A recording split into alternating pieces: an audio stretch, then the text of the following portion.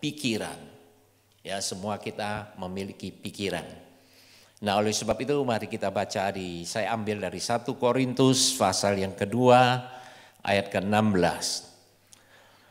Demikian bunyi firman Tuhan. Sebab siapakah yang mengetahui pikiran Tuhan sehingga ia dapat menasehati dia?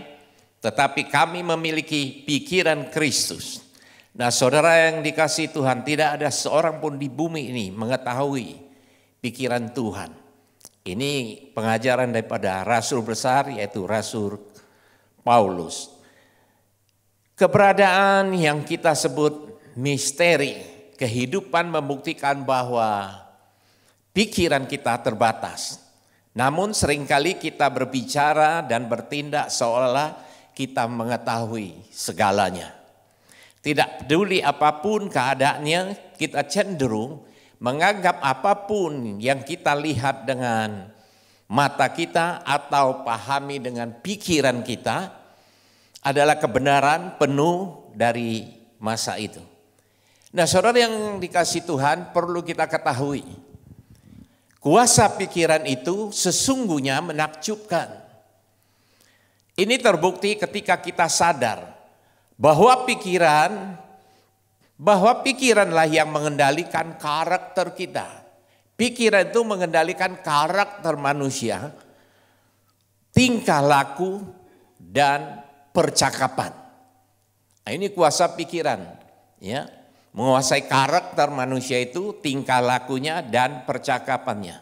Nah, untuk itu saudara yang dikasihi Tuhan, dari cara tingkah laku kita, pembicaraan kita, jadi orang tahu sifat manusia kita. Orang akan mengerti siapa kita. Nah, kita dapat berpikir secara menguntungkan maupun tidak menguntungkan melalui pikiran. Secara benar maupun tidak benar. Dan sisa hidup kita akan dipenuhi oleh pikiran ini. Jadi sisa hidup kita dipenuhi oleh pikiran. Hikmat manusia adalah milik pikiran. Nah, jadi kalau kita berkata hikmat, nah hikmat ini ada hikmat manusia, ada hikmatnya daripada Allah. Jadi hikmat manusia adalah milik dari pikiran. Pikiran adalah produksi dari otak manusia itu sendiri. Apa yang saudara pikirkan itu hasil produksi daripada otak kita masing-masing. Nah, seringkali saya ulangi sekali lagi, pakai pikiran. Pikiran kita memang harus pakai. Hikmat manusia harus kita pakai. Tetapi hikmat manusia itulah ada hikmat kecerdasan manusia. Kecerdasan manusia itu perlu. Memang waktu kita sekolah kita menggali kecerdasan. Setiap manusia kita di dalam Kristus kita diciptakan dengan tangan mulia. Maka setiap daripada kita yang sudah dilahir baru menjadi orang Kristen memiliki kecerdasan intelektual. Artinya hikmat manusia itu sendiri. Perlu sangat. Ya kan? Tapi untuk pagi hari saya akan mengisahkan dari Alkitab bahwa kecerdasan manusia yang paling cerdas pun tidak bisa mengetahui ya hal-hal kealahan atau hal-hal keilahian.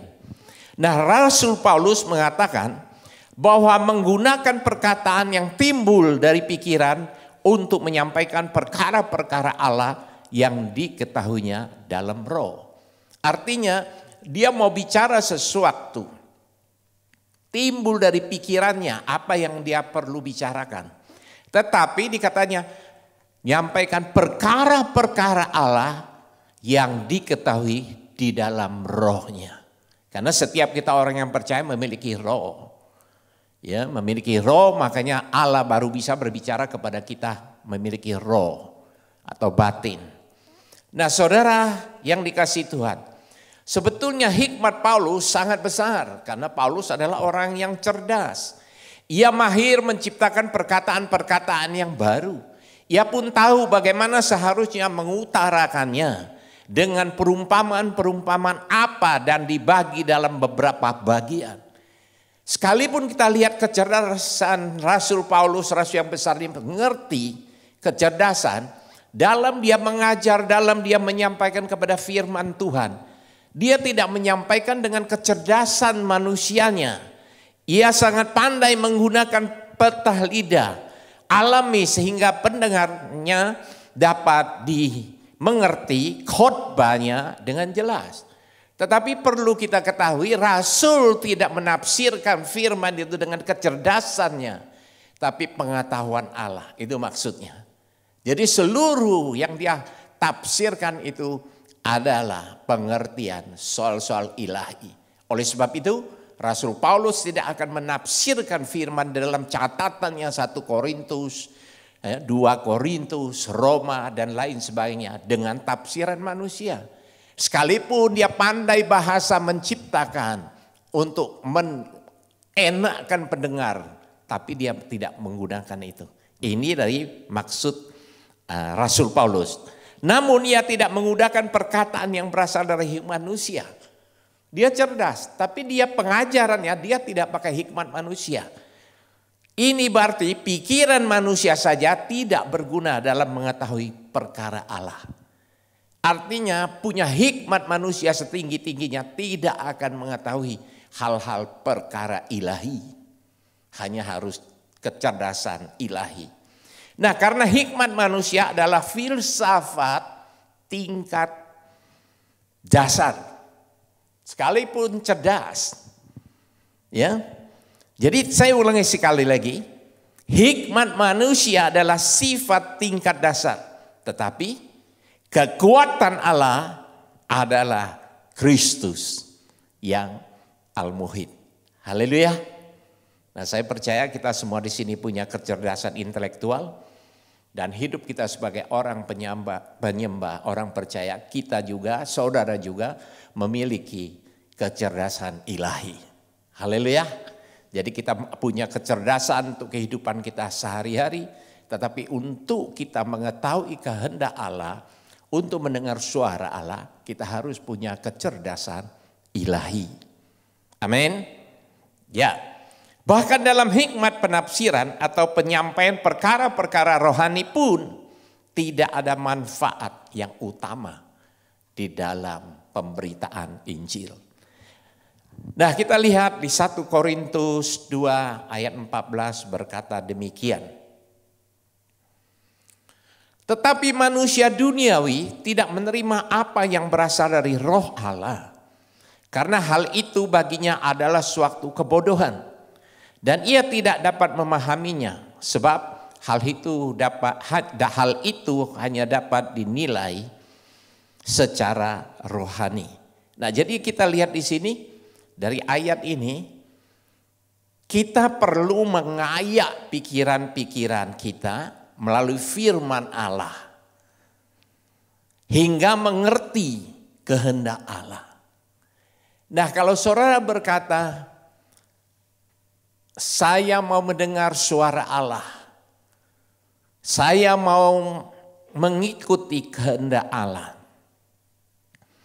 Kalau kita tidak mengayak pikiran kita melalui firman Tuhan, kita tidak akan mengerti kehendak Allah. Apalagi mendengar suara Allah. Seringkali kita hanya seolah-olah itu kehendak Allah, tapi itu kehendak kita sendiri.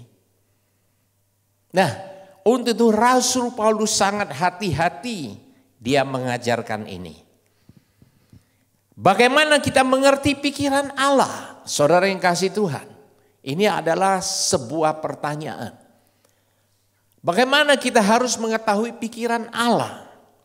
Tidak seorang pun di dunia ini mengetahui pikiran Tuhan dan mengajar Tuhan. Sebab semuanya itu adalah manusia jiwani. Ya. Kan beda, manusia jiwani artinya manusia yang belum percaya bahwa Yesus Kristus itu adalah Tuhan. Itu termasuk manusia jiwani. Kita dapat mengenal Allah hanya melalui intuisi. Apa itu Pak intuisi?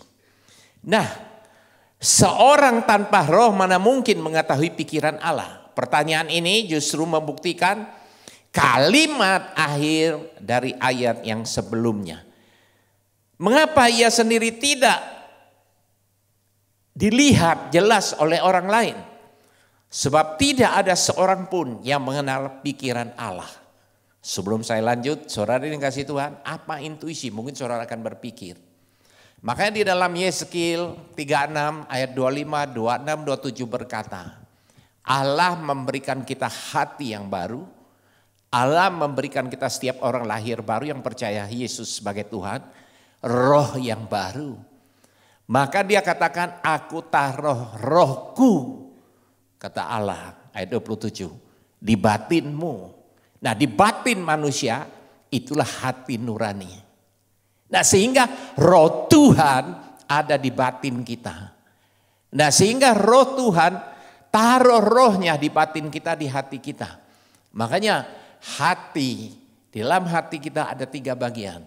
Hati nurani. Di dalam hati nurani itu terakhir ada intuisi. Nah, intuisi itulah tempat ketika Roh Kudus yang sudah ditaruh dalam roh manusia kita, ketika Roh Kudus berbicara kepada kita, intuisi itu yang memberi kita pengertian. Apa kehendak Tuhan? Mungkin kita menjadi seorang panggilan pendoa, panggilan pemuji, penyembah. Itu talenta kita masing-masing. Sehingga kita mengerti. Bagaimana cara kita mengerti? Nah, disinilah bagaimana kita pakai hikmat manusia baru mengerti kehendak Allah. Pakai kecerdasan intelektual tidak bisa mengetahui hal-hal keilahian atau hal-hal kealahan. Nah, intuisi itu memberi kita pengertian kepada akal budi kita. Akal budi. Kecerdasan kita, kecerdasan ilahi. Sehingga akal budi kita mengerti karena diterjemahkan, ditafsirkan oleh intuisi. Karena Roh Kudus berbicara kepada roh kita. Sehingga dia beri pengertian akal budi kita, akal budi rohani kita bisa mengerti. Ketika kita mengerti maka otak memerintahkan tubuh kita. Angkat tanganmu memuji Allah. Buka mulutmu menyembah Dia. Berlututlah berdoa. Haleluya.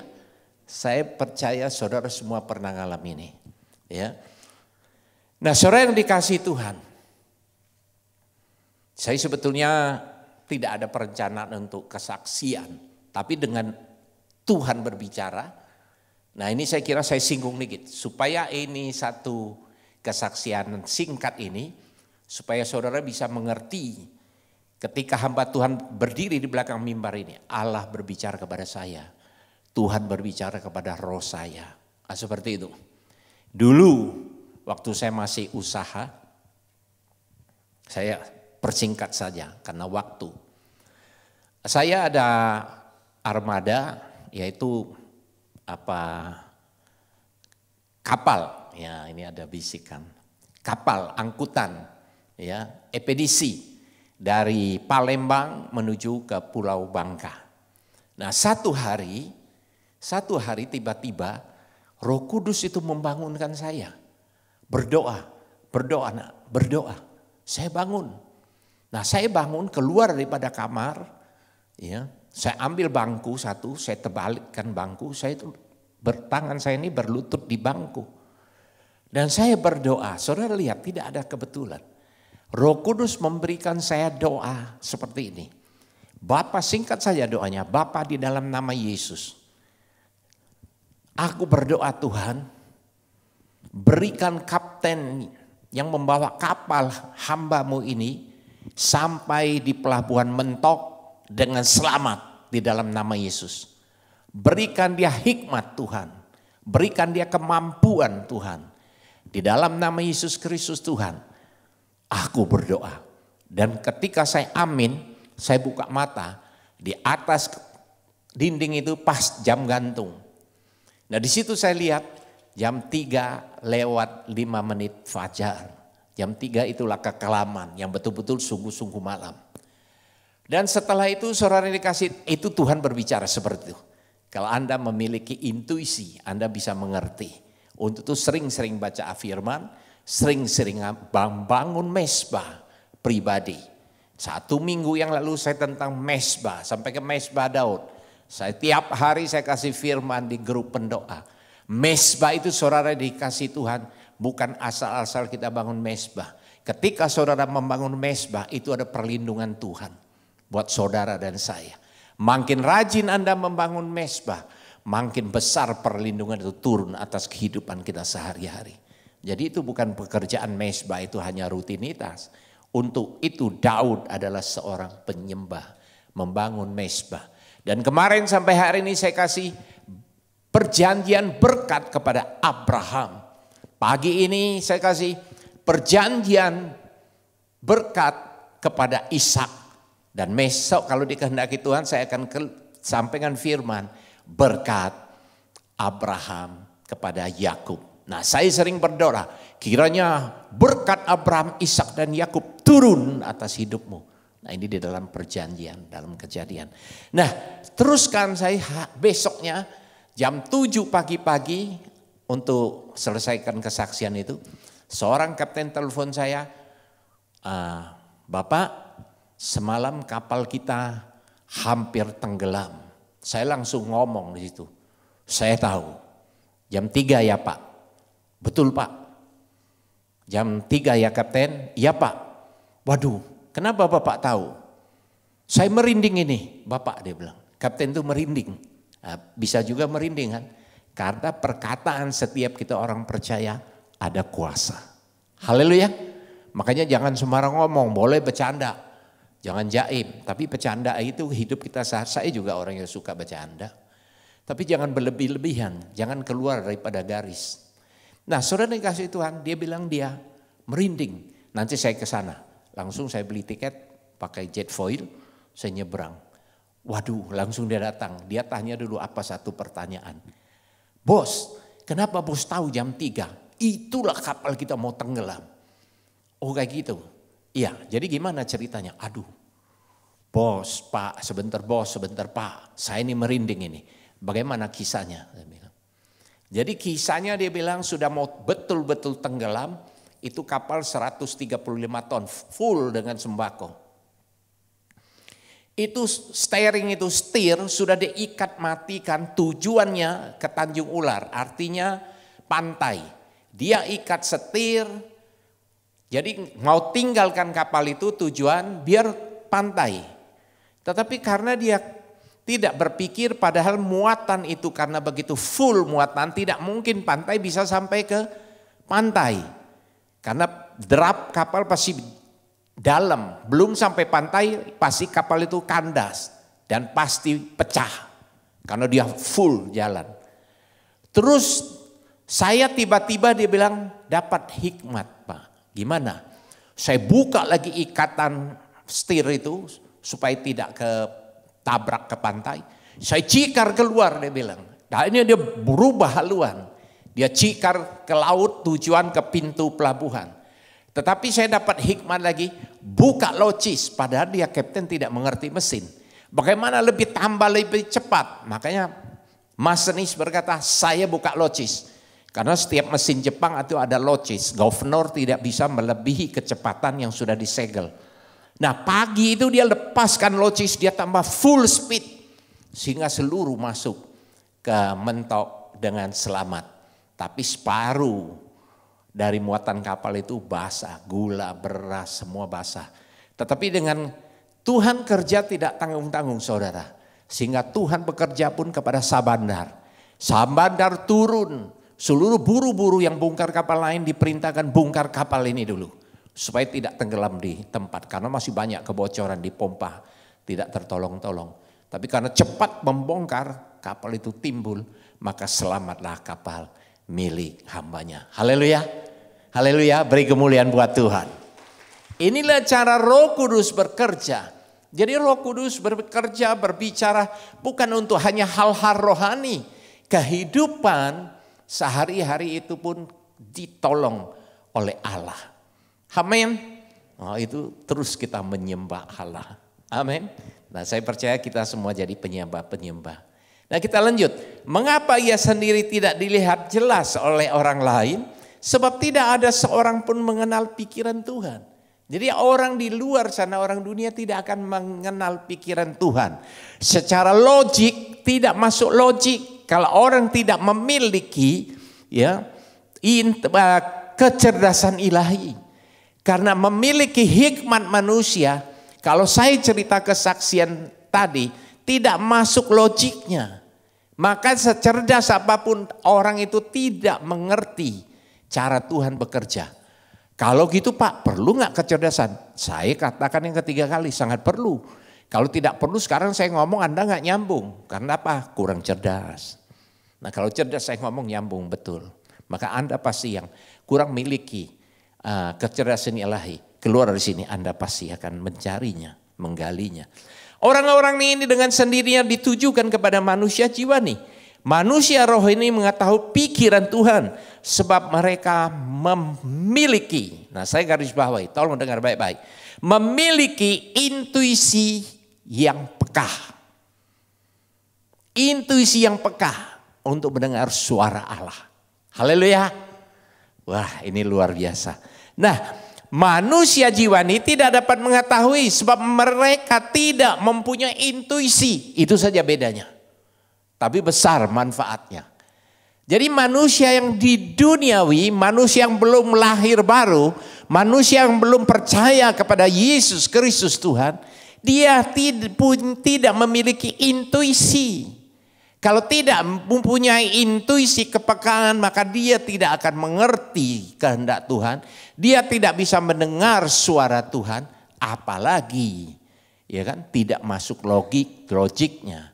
Makanya kalau kita bilang ada mujizat, hari-hari ini saya sampaikan khotbah, mujizat Allah bukan yang lemah dikuatkan, bukan yang sakit disembuhkan, jantung yang sudah berhenti pun dihidupkan.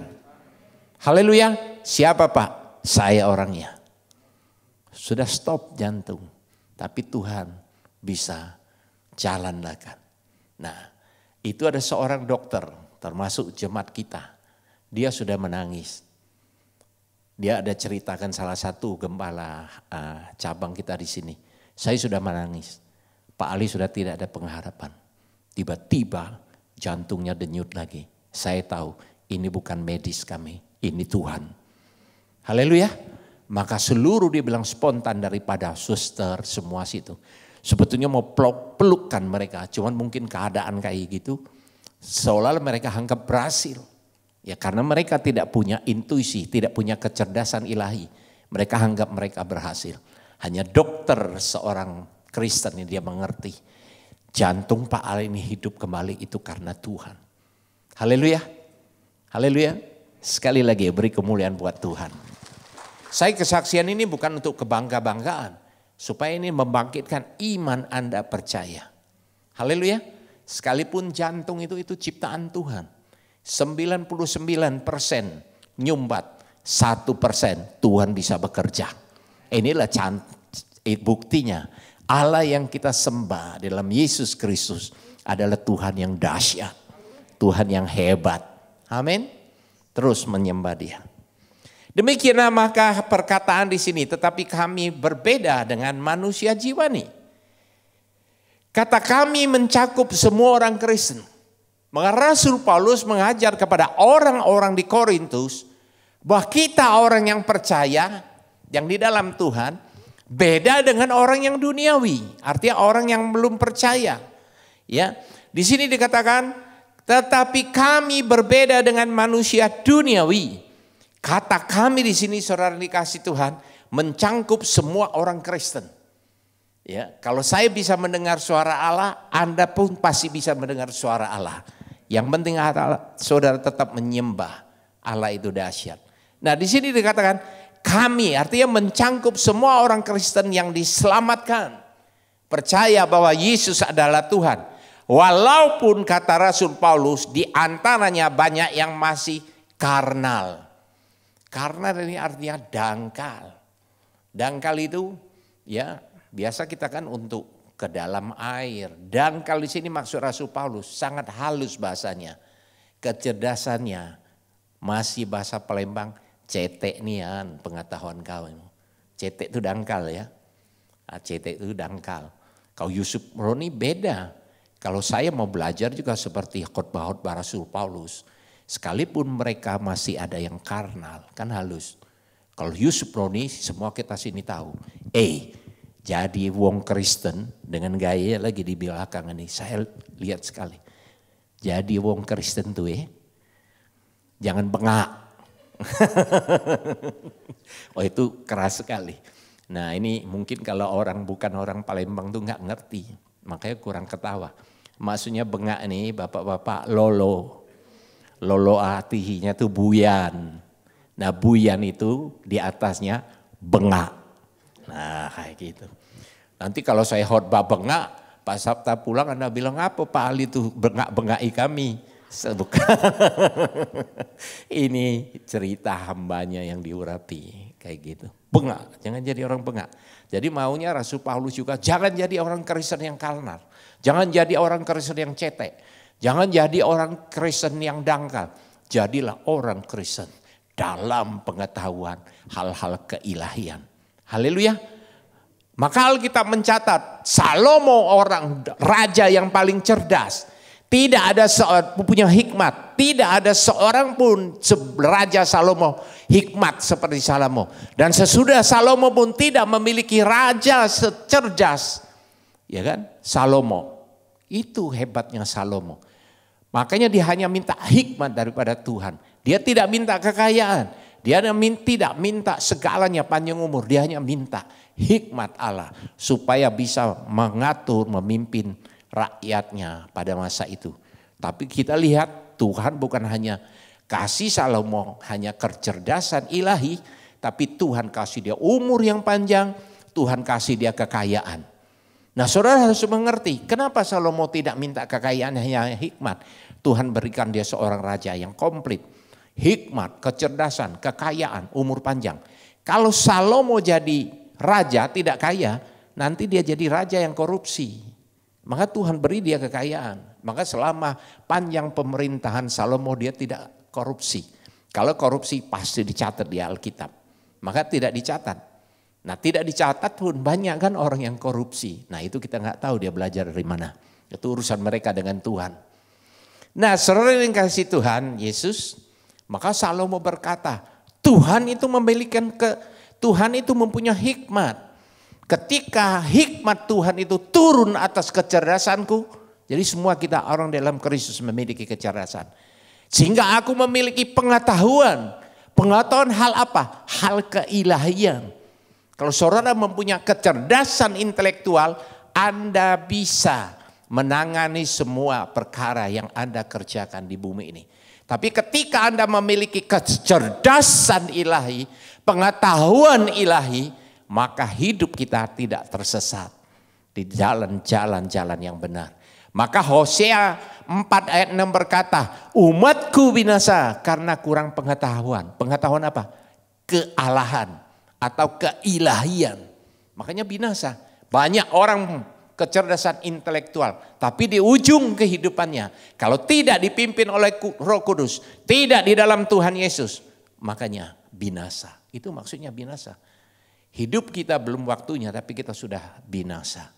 Maka itu untuk penting sekali kita orang Kristen memiliki kecerdasan ilahi. Saya berdoa, saya berharap setiap daripada kita memiliki